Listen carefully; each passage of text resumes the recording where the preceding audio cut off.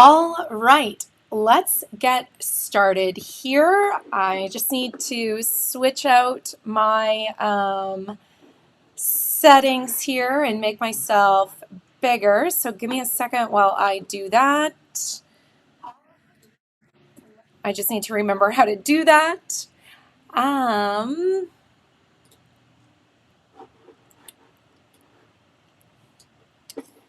we need to.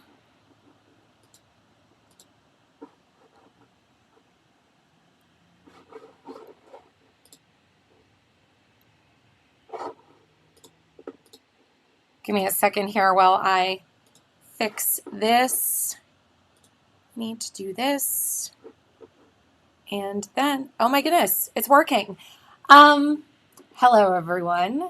Thank you for your patience as I figure out all of my tech. I upgraded my camera, so hopefully we're looking a little clearer, crisper these days. Let me know in the chat, and also just do me a favor and let me know that you can hear me. And then we will get started. I forgot the chat window's over here. Oh my goodness, I think I need a third monitor. This is getting a little ridiculous. Okay, good. I see people are watching here on YouTube, LinkedIn, and eventually Facebook. So great. I just want to make sure you can hear me though. So let me know. First of all, happy Tuesday. Happy June 1st. I was thinking to myself, how did this even happen? How are we already at June 1st? I have no idea. Anyway, maybe you're feeling the same way. I just woke up this morning and thought, oh my gosh, we're halfway through the year. It's wild. But I'm so excited for you to be here with me today. Start your week. Maybe yesterday was a holiday where you are. I know it was a holiday in a couple of different countries here. But today we are going to talk about imposter syndrome as it relates to your job search. And to be honest, I'm kind of tired of reading about imposter syndrome and things like that because I feel like it's almost an excuse, kind of. And by that, I mean, sometimes it's easier to complain about our situation or stay stuck than to actually take steps to get ourselves out of it. But the challenge that I think a lot of us have is that we don't know how to get unstuck, right? So what do? You Google, how do I deal with imposter syndrome? How do I gain more confidence? Blah, blah, blah.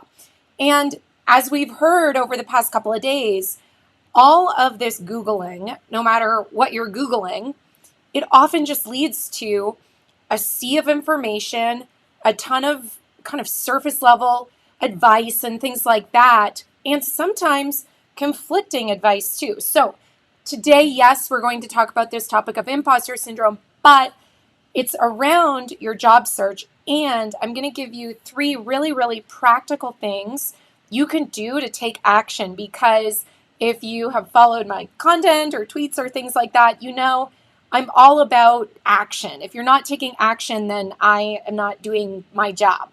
So that's what we're going to dive into today. I just want to jump into the chat here and see where everyone is fun. I know some of you were saying things. Okay. Also, thank you for the compliments on my new tech setup. I took an old camera I have and was able to connect it. And honestly, it was all very intimidating and I figured it out. So I'm very proud of myself for that. I think I could work on the lighting though in the background. So I'll be working on that maybe on the weekend. All right, where's everyone from though? Because I see some familiar faces. I saw Michael and Vincent, Sonia, Anne. Okay, so where's everyone from? New York. Colleen's from New York. Oh my goodness, I miss New York City so much. I lived there for 13 years. I moved here where I live for the skiing, which you can't see, but on the ground are my skis and all my ski gear because I'm getting ready to put it away for the winter or the summer. But also I'm thinking to myself, I need to go back and spend like September in New York or something like that. So we'll see. We have people from everywhere. Minneapolis, South Florida. I spoke at a conference once in Minneapolis, the American Institute of Graphic Design conference. South Florida, Seattle, Idaho, Edinburgh, UK, Tennessee. I think I'm going to Tennessee later this fall. I have friends that live there, and I love Tennessee. Okay, we have people from everywhere. Great. So I'm curious if you've been following these live streams for a while. I've kind of broken up our career stages into 3 stages because I think it's helpful to just get rid of the idea of defining ourselves by how many years experience we have, and instead thinking of ourselves in terms of stages. So, and you may have already put this in the chat, but are you a career launcher, a switcher, or a climber? So, career launchers are launching your career, right? Maybe you have just graduated from college or something. You're getting into your professional life. Career switchers are just that. You're switching in from another industry. And career climbers are those people that have already been in user experience or product development for a while, and you're looking to go to that next level, whatever that is for you. So it looks like we have some career switchers here. I love the mountains. We have climbers in the emojis here, launching, switching, switchers later in life, climbers. Okay, so your comments don't surprise me because I have done tons of research around the stages that we're at, and I've really tried to tailor what I do to be applicable no matter what stage you are at, because whether you are a career launcher, climber, or switcher, you probably all have these thoughts of, did I do that right? Am I doing this right?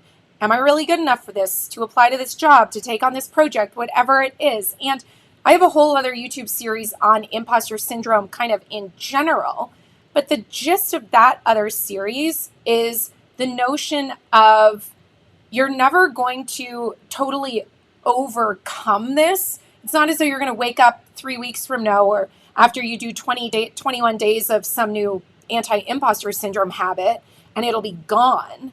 The idea is if you just kind of accept the fact that maybe this is something that will creep up every now and then throughout your career, then it's like, okay, let's stop focusing on making it go away. And instead, let's focus on how do we deal with it, recognize it in the moment so that it's manageable, and most importantly, so that we don't end up having it be like quicksand. I've used this analogy last week, but having it be like quicksand and let us get trapped and we kind of just wallow in these waves of imposter syndrome. So that's my kind of 30,000 foot view on imposter syndrome. And I say that with a lot of confidence because in my discussions with other UX people, whether they have 20 years of experience or 3 years of experience or 8 years of experience, I hear this all the time, right? And I don't think it's unique to user experience. I think humans in general have this doubt come up. So it's normal. It's not like you're a crappy UX person. Okay, so I'm glad to hear that some of you are agreeing with me with this notion of, yep, even though I've been in the industry for a while, or yes, this is relevant to all areas of life, these thoughts of, am I good enough? Am I doing it right? Etc. They creep up all the time. So let's not try and make it go away. Let's get into exactly what we can do to help us deal with it and some other things. But first, I almost forgot. I wanted to remind you, if you've been following along in my little live stream series I have been doing, or if you're receiving my emails or see my posts and things like that, I am launching something brand new, something I'm calling a job search accelerator, which is kind of like a startup accelerator, but for your career and specifically your job search and everything that that entails. Anyway, that job search accelerator is launching Thursday, like 2 days from now. And the thing is, you have to apply to learn more about it, because on Thursday I'm doing a special kind of in-depth training on the job search for everyone that is accepted into this everyone that applies, and then I think, oh, they're at a good stage to come to this. So then on Thursday, we'll do this deeper training on the job search, and I will tell you all the details about what the Career Strategy Lab is all about, how long it is, what do you get, all of those things. But I just can't have a phone call with everyone one-on-one, so we're going to do a big group, a small group training for everyone that has applied to this. So if you want to apply to that, you can go to careerstrategylab.com. Anyway, I wanted to remind you because it's in 2 days, which I don't know how we got here so fast. Okay, so question for you though. Who has ever thought to themselves, am I even qualified to apply for this job? Or I don't feel confident in my fill in the blank, resume, portfolio, interview skills, whatever it is.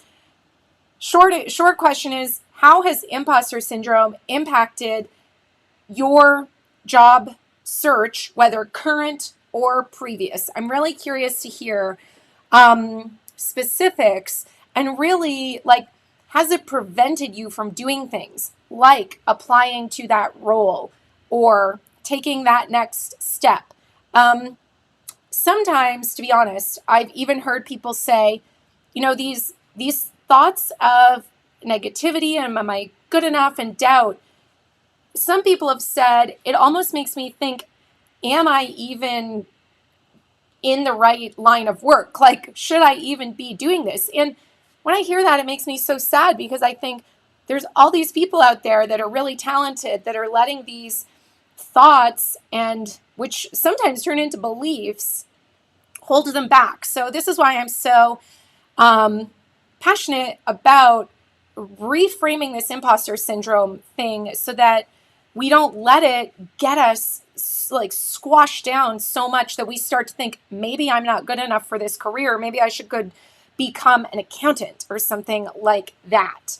Okay, I'm seeing the chat, and my heart goes out to you guys, because you're saying what I kind of just said, right? Yeah.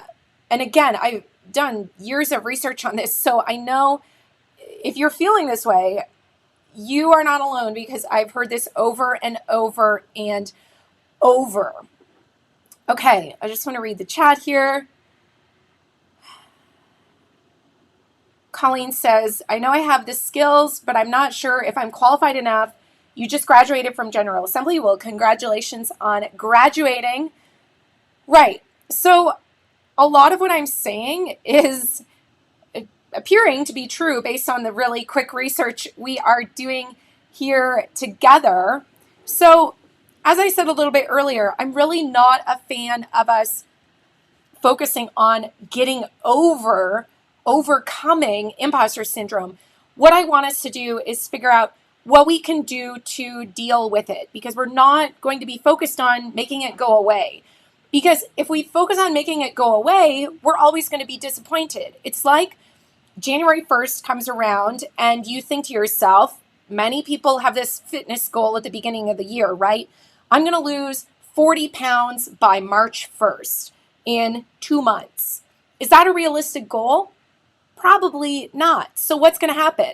You're going to work out for 1 or 2 or 3 weeks, and you are not going to make progress, or you're going to get injured, or something's going to happen, and you're not going to reach this goal. So by having goals that are unachievable or unrealistic to begin with, it's like, why do we do this? Why do we set ourselves up for not achieving it? Why don't we set more realistic goals? So that's what I mean when I say stop thinking about how to overcome imposter syndrome, and instead let's think about how to deal with it, how to minimize it, how to recognize it, so that you don't get trapped in what I call spiral thinking, where it's like you're in a tornado of negative thoughts and they're swirling and swirling and swirling.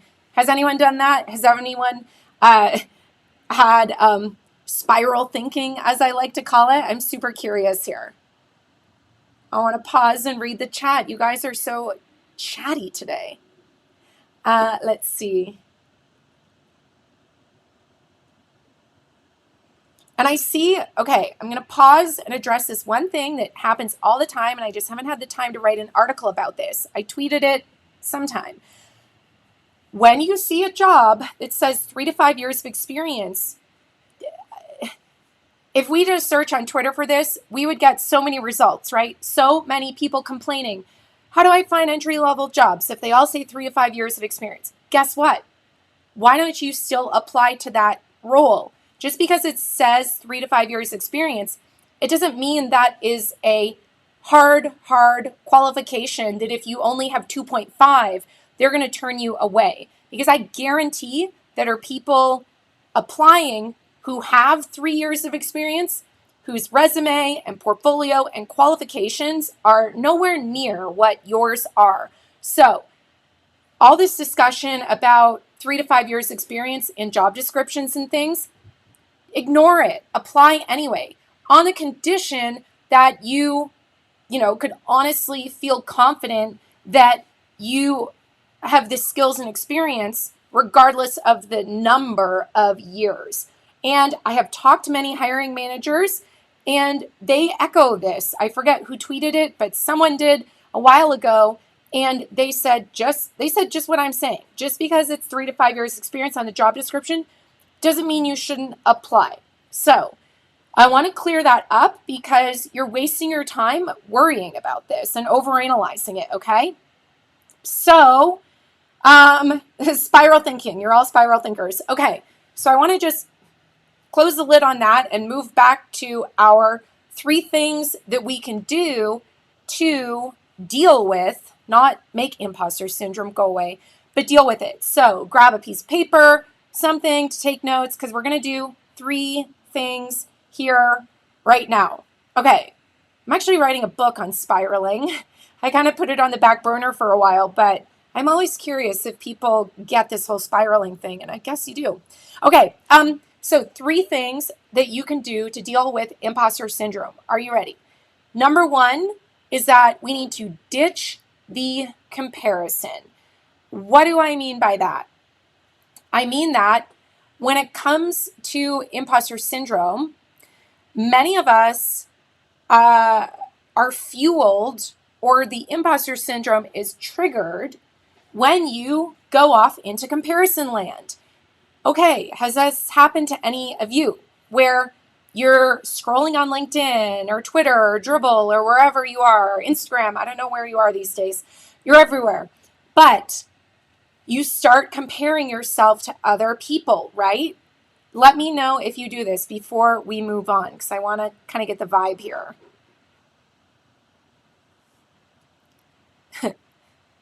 Okay, let's see. Maybe this weekend you were looking on Twitter or Instagram or LinkedIn and you saw someone post something and you thought, oh man, their resume is so good. Mine is terrible compared to theirs. Or, oh wow, that article they wrote was amazing. The article I was writing, I'm just going to delete it. Or, wow, their portfolio looks amazing. Mine looks like trash. Let me just hit delete and start over. Have you done this? Okay, you're all saying yes. Surprise, surprise. See, I've done my research. I'm a half decent researcher.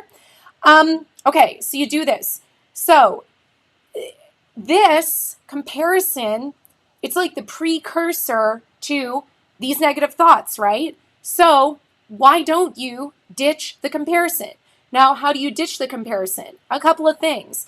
If you don't have the self-control to not spend so much time on Twitter and LinkedIn and all these places, you kind of have to take some proactive measures here. And as you notice yourself reacting this way, maybe it's a sign you need to go and unfollow some people or accounts that you follow on LinkedIn or Instagram, for example. Maybe you follow some of these giant UX accounts on Instagram where it's tips of the day and this, that, and all these rules and rules.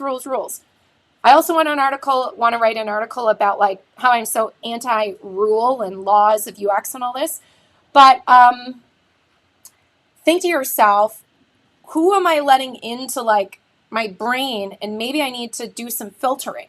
So let me know in the chat if you're thinking to yourself, maybe I need to spend less time on Instagram, or maybe I need to unfollow these accounts because they're always tweeting or posting things that make me start to feel like spiraling, right? Let me know here. And I've done this too. I mean, this is not just applicable to our careers. This is applicable to life, right? You are following people wherever you follow them, and then you realize, I kind of feel like not very good right now after spending all this time looking at this person's beautiful life or whatever. Giving you permission to go unfollow me if I do this to you. But seriously, let me know in the chat if you're realizing, yeah, maybe I should go on a little unfollow spree and unfollow people. That could be something super proactive you can do to help you get over this comparison, right? Or maybe it's unsubscribing from different newsletters or things like that. You get the point. You need to ditch the comparison. That's like the first line of defense of things you can do to ditch the comparison. Okay, again, I've told you I'm all about action and helping you, do stuff, not just me talking here, blah, blah, blah. Okay, thing number 2 that we can do to deal with imposter syndrome. We need to own our story. And what do I mean by that?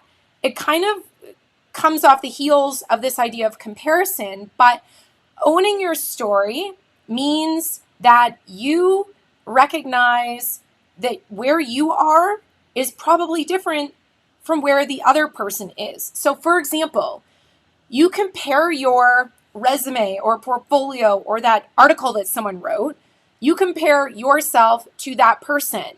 But the thing is, you don't have a clue about the context of that person and their experience and their career. So really tangibly, let's say you're scrolling on LinkedIn and you see someone's resume and it looks beautiful, it's laid out, there's lots of white space and it's not overly designed and it's super easy to read and it just catches your eye.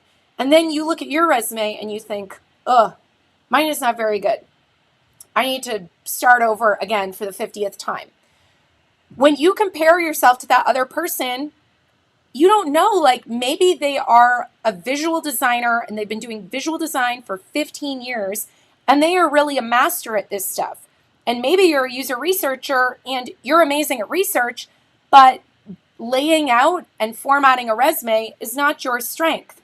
So that's what I mean when I say own your story. It's owning your story and recognizing that where you are is where you are. You can't compare yourself to other people because you don't know where they're at and what their experience is and things like that. So let me know in the chat if you can relate to this and you realize, wow, I haven't been owning my story because I'm trying to do this thing that other person did, and maybe I don't have the same experience or qualifications or skills that they do.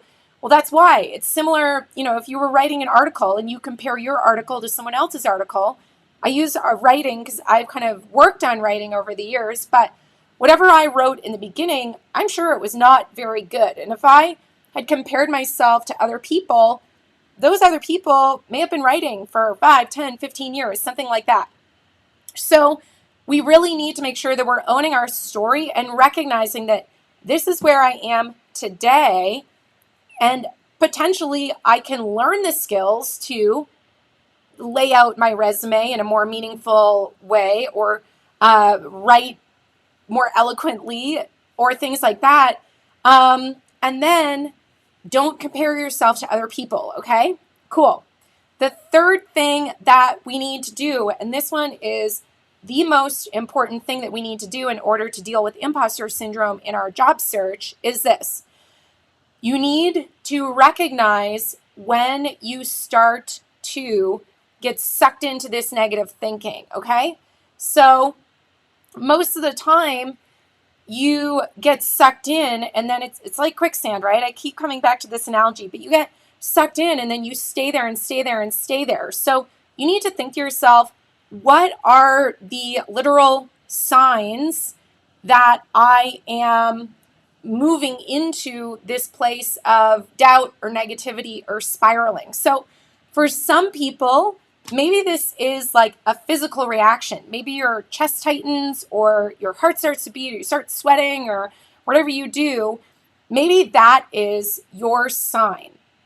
For other people, maybe you start to, I don't know, go and start redoing whatever you're working on and you think isn't good enough, right? And maybe you think, oh my gosh, my resume's not good. I'm going to jump in and spend the next 12 hours working on my resume, right? So think to yourself, what are like the triggers or the signs, or if we were talking like data and analytics, we would say, what are the leading indicators that something is happening that's causing us to start doubting ourselves? So can anyone think of what are those signals maybe that you had happen this weekend or this morning? Yeah, you could start to feel sadness, right? It could be an emotion. It could be a physical thing. Like I said, you're getting all tense and things like that. Maybe you start breathing slower or faster. Or sometimes when I get stressed out, I forget to breathe, which isn't very good. Yeah, so think about those things. And I literally mean for you to write these things down, because if you can start to identify those things, then in that moment, you can think, okay, I am spiraling right now. What can I do to kind of do a reality check?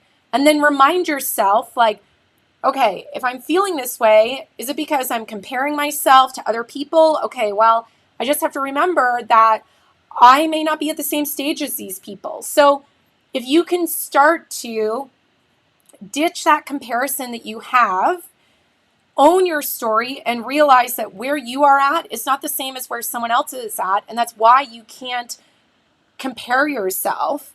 And then make sure that you are really taking stock and inventory of these signs that you're starting to spiral, so that you can like stop yourself and hopefully unspiral. That is the goal. Okay. So I'm curious, because I wanted to leave this fourth thing until the end. Number 4, I said we were going to do 3, but there is a fourth here.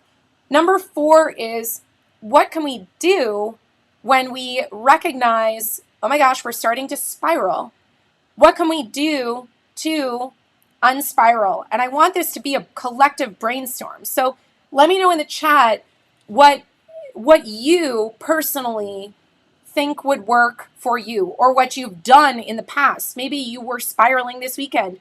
What did you do to get out of it? I'm super curious, because I think we can learn a lot from other people's ways that they deal with this. So let's see in the chat. I know we have a bit of a lag here, but let's see here. Okay. Okay, I see one that I really like. When you start, and you could do it as this. You could make a sentence, almost like Mad Libs, and you could write this out and say, when I feel like I'm starting to spiral, I will ... Someone wrote something really good, and they said, I will step away. I love that. Just step away. Close the computer, go for a walk. Someone said go for a walk. Yeah. For me personally, if I'm sitting here working on something and I feel like I'm starting to think to myself, this is terrible. No one's going to like this. Why am I doing this? This is not, a good use of my time, whatever. When I start to feel like I'm just in that quicksand, I do that. I just close my computer and I go run errands or cook something or do something, because that is going to be far more effective than me sitting here for the next 3 hours and like getting sucked into all this negativity and feeling more and more doubtful and bad and frustrated and things like that. So I find if you can just, for me, and this may not work for you, but for me, one of the things is, well, let me just stop this, shut it down, literally shut it down, and go do something else. Or in the winter, sometimes I would do this. I would just go skiing. I'd think to myself, you know what? I was not planning to go skiing today, but I recognize, I've been sitting here and I'm not making progress, and I can just tell I should just stop and go skiing. That's literally what I do. Okay, so we say a lot of people, okay, we're a lot of walkers. We should have like a walking club or something. Switching off the computer, exactly. You want to know what you should not do? Can anyone guess? I'll just tell you. You should not open a browser and start asking Google. Because as we know, that is not effective, right? What does it do? It really just leads you into a deeper spiral, because you end up just getting more information, and then you start comparing, and then you start to feel worse, and you see all this information. And so honestly, Google is great for many things, but in this specific scenario of spiraling in your career, not good. Don't do it. That would be, if you start to notice a pattern where you're spiraling and the first thing you do is go to Google, then maybe your fill in the blank sentence of, when I start to spiral, I will. Maybe it's an I will not. I will not turn to Google. Okay. Yeah, doom scrolling and all that. Not effective. Okay, so to recap, in case you joined us midway through, you can go back and watch the rest of this later, but we wanted to talk about imposter syndrome as it relates to your job search. We are no longer going to think that someday we're going to wake up and we will never, ever again experience doubt and frustration and feelings of inadequacy in our career or life. But instead, we are going to recognize that we need to kind of take matters into our own hands and come up with a game plan of how to deal with that. So to deal with it, four things. We need to stop comparing ourselves to other people, own our story, and know that where we are now is not where someone else is. So we should not be comparing ourselves to other people. And 3, making sure that we are really being more mindful and taking notice of when we are starting this spiral and negative thinking, and then come up with literal actions we can do to help ourselves unspiral. So, I hope this has been very actionable for you today. I hope that you maybe have had a mindset shift when it comes to imposter syndrome. Who maybe came into this today and thought there would be a day when you would literally overcome imposter syndrome? I'm curious.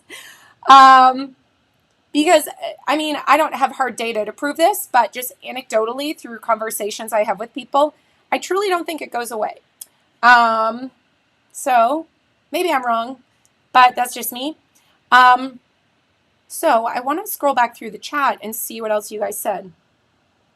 I love all your things you're going to do when you feel like you're starting to spiral, like shutting down the computer, going for a walk, etc. I love it. Okay, so I want to do a little reset. Who feels a little bit more equipped to deal with this? Who feels like next time you start to have these thoughts or you feel like you're getting sucked into comparison, you might remember, hopefully, some of these things, and maybe the outcome will be different, right? And you kind of have to approach this all as though you're a researcher or an investigator, and you have to start paying attention more to those thoughts that you're having and the behaviors, so you can then kind of recognize them and eventually change them. That's the whole goal. So I hope that this gives you more confidence and you feel more empowered to be able to deal with this, because the last thing you need in your career or in your job search, or when you are, in the middle of a tight deadline, the last thing you need is the added pressure of all this swirling and spiraling and negativity, right? So I guess I'm really passionate about this because I have done so much research and I receive so many emails and messages, like people writing paragraphs and like essays about their whole life story. And it's so sad to hear so many people struggle with this. So part of what I really want to do is help you deal with this, not overcome it. Okay, everyone, I have to run here, but I hope this has been helpful for you. And don't forget, if you missed it at the beginning, I just wanted to remind you that I'm launching this new thing I'm calling a job search accelerator, kind of like a startup accelerator or startup incubator if you're familiar with those. But it's all focused on the journey of your job search and getting your next role. Or if you're not actively looking, to be frank, it's all about helping you be prepared so that if you do have an unexpected opportunity come your way, you can be ready to apply. Anyway, this job search accelerator called the Career Strategy Lab, it is application only. You can learn more about it by going to careerstrategylab.com, and the deadline to apply for it is Wednesday night, so tomorrow at about 9 o'clock or so in the evening, because we need time to go through the applications and then send you an invitation to join me on Thursday for a small, really in-depth, actionable training on the job search, as well as to learn all of the details about the Career Strategy Lab. So, whoops, I just dropped some papers. So I know some of you have already applied, so I know I'm going to see a bunch of you there tomorrow. But if you want to learn more about that, like I said, careerstrategylab.com. That's my new job search accelerator. And that's all I have.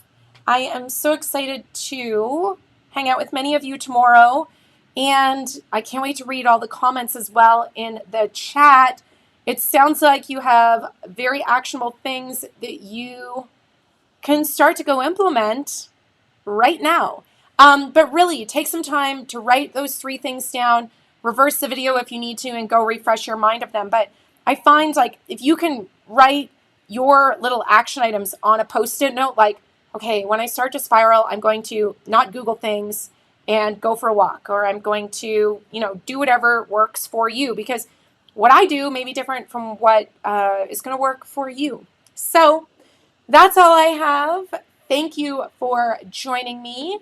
Thank you for also confirming my new tech setup is all working correctly. I appreciate the thumbs up and letting me know the video looks better, and I think the audio is better too. So have a great rest of your day. I look forward to reading some of your applications. I just got a little thing on my desktop that said more people applied, and I will see some of you tomorrow. But that's all. So I will talk to you soon, everyone. Bye. Have a great rest of your day.